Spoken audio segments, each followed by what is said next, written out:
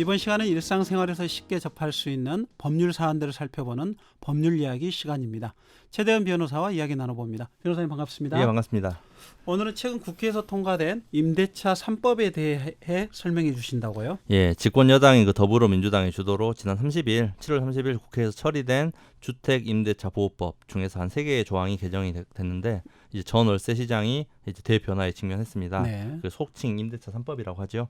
시행된 이후에는 간단히 말씀드리면 세입자는 집주인에게 2년 기한의 전월세 계약을 한 차례 더 연장하자고 요구를 할 수 있는 권리를 갖게 되고요. 네. 집주인은 특별한 사정이 없으면 연장 요구를 받아들여야 됩니다. 그리고 전월세 값은 종전계약의 5% 이내에서만 올릴 수가 있습니다. 그럼 임대차 3법은 언제부터 시행이 되나요? 30일 날 국회에서 통과되었는데 정부는 지난 7월 31일 임시 국무회의를 열고 임대차 3법 중에 전월세 상한제, 계약 갱신 청구권을 바로 공표를 했습니다. 네. 그리고 이 두 가지 주임법은 이날부터 시행이 된 것이죠. 다만 이 중에서 전월세 신고제는 그 신고 과정에 대한 준비 과정이 다소 필요해서 2021년 6월 1일부터 시행이 됩니다. 그렇다면 이 법 이제 적용에 관한 부분에서 이미 여러 차례 연장을 해서 전세를 살고 있는 사람도 이번 법에 보호를 받게 되는 건가요? 예, 소급 적용 부분인데요. 가능합니다. 계약갱신 청구권은 그 법 시행 이전부터 전월세를 살고 있는 세입자에게도 소급이 적용되고요. 이전에 몇 번을 계약을 갱신했는지 상관없이 네. 법 규정에 따라서 계약갱신 청구권을 한 차례 사용할 수 있습니다. 만약에 올해 전세 계약이 끝나는데 이미 집주인은 재계약을 하지 않겠다고 통지했습니다. 이 경우에도 계약을 연장할 수 있나요? 예, 법 시행일을 기준, 그러니까 7월 30일을 기준으로 기존 계약이 1개월 이상 남았으면 연장을 요구할 수가 있습니다. 세입자는 그 계약 만료 1개월 전까지만 계약을 연장하자고 집주인에게 통보를 하면 되기 때문입니다. 집주인은 특별한 사유가 없이 세입자의 요구를 거부할 수가 없고요. 전세금도 5% 이내에서만 올려야 합니다. 법이 7월 31일 시행이므로 임대차 만기가 9월 이후인 사람들은 모두 적용받을 수가 있습니다. 그리고 법 시행 시점을 기준으로 1개월 이상 계약 기간이 남아 있다면은 집주인이 법 시행 전에 계약 해지를 통보해놨더라도 세입자가 계약 연장을 요구할 수가 있습니다. 전세 계약 만료를 앞두고 법 시행 전 세입자와 전세금 인상을 이제 약정을 했습니다. 그러면 법이 시행되면 이 약정의 효력은 어떻게 됩니까? 다소 이제 큰 금액의 전세금 인상을 약정한 경우들이 문제가 될 것인데 네. 주택임대차보호법은 강행 규정입니다. 법 규정보다 세입자에게 불리한 약정은 효력이 없습니다. 때문에 세입자가 요구하면 2년 연장을 해줘야 되는데 전세금은 약정과 관계없이 최대 5%까지만 올릴 수가 있습니다. 집주인이 개정법 시행 전에 계약 해지를 통보하고 다른 세입자와 새로운 계약까지 이미 완료를 했다라면 그런 경우는 또 어떻게 되는 겁니까? 이제 소급 적용의 예외인데요. 네. 계약이 이미 완료가 돼버린 경우에는 새로운 세입자를 또 보호해야 될 필요성이 있으니까 기존 세입자가 계약 갱신을 요구할 수는 없습니다.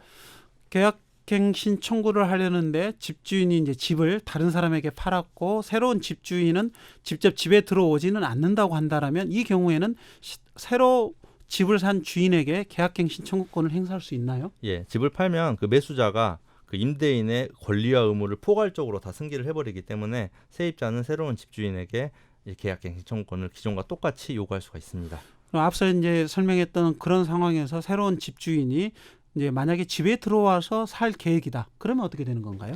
매수자가 그 법적 지위를 인정받는 경우에 그 실거주 의사를 밝혀버리면 기존 세입자의 갱신 청구를 거절할 수가 있습니다. 하지만 그 했던 말과 달리 다른 세입자를 몰래 들여버리면 네. 전 세입자가 손해배상 소송을 제기할 수가 있습니다. 그 실거주하겠다는 약속을 지키지 않았기 때문입니다.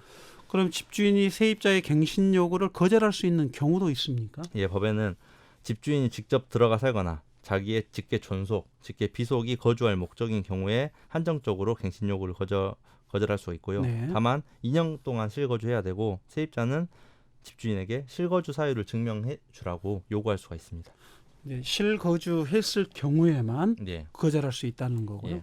그럼 이제 집주인이 실거주한다면서 계약갱신을 거절해 놓고 제3자를 세입자로 드리는 경우에 세입자가 이렇게 확인할 수 있는 방법은 또 없지 않습니까? 예, 일단은 집주인을 상대로 손해배상 청구권으로 일단 안전장치를 줬거든요. 네. 배상 규모가 3개월치 월세, 전세는 이제 금리를 기준으로 월세로 환산시키는 면 되고요. 집주인이 다른 세입자에게 전월세를 주면서 받은 임대료에서 계약갱신 거절 당시 임대료를 뺀 그 차액을 네. 좀 많이 받으려고 세입자를 몰래 드리는 그러겠죠. 거잖아요. 금액의 2배.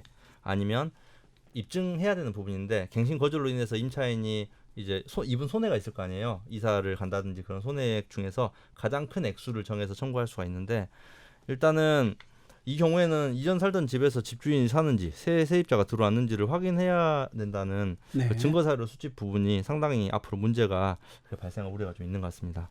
이번 임대차 3법의 특징 중에 이제 가장 대표적인 게 2년 이제 4년으로 갱신 기간이 늘어난 부분들과 아울러서 임대료를 5%로 이제 한정했던. 네. 그러면 이제 임대료 5%에 대해서 어떻게 개선할지 좀 그 부분도 좀 궁금하긴 합니다. 예, 간단하게 월세가 없이 전세 보증금만 있는 경우에는 보증금이 만약에 4억 원이라고 하면은 집주인이 갱신하면서 추가해서 받을 수 있는 보증금 한도는 4억 원에 5%면 2천만 원이거든요. 네. 그래서 갱신된 계약의 보증금은 4억 2천만 원을 넘을 수가 없습니다. 그것보다 낮으면 가능하죠. 네, 이건 좀 그리고, 간단할 것 예, 같고요. 집주인이 계약을 갱신해주면서 전세를 이제 반전세로 바꾸자고 이제 할 거 아닙니까? 네. 그러면 세입자는 일단 거부하고 전세를 고수할 수는 있습니다. 하지만 이제 뭐 여러 가지 사정상 동의한 경우에는 5% 계산이 조금 더 복잡해지긴 하거든요.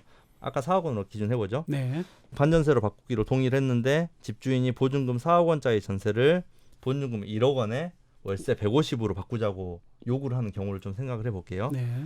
이 경우에는 전월세 전환율을 사용해서 적정한 월세 수준을 계산해 봐야 됩니다. 전월세 전환율은 전세를 월세로 전환하는 비율로 법에는 그 한국은행 기준금리 플러스 3.5%로 돼 있습니다. 현재 기준금리가 0.5% 정도니까 네. 전월세 전환율이 4%라고 보면 되거든요.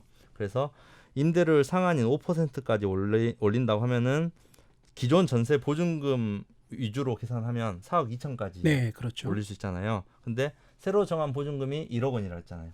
그러면 3억 2천만 원이 보증금이 남지 않습니까? 네.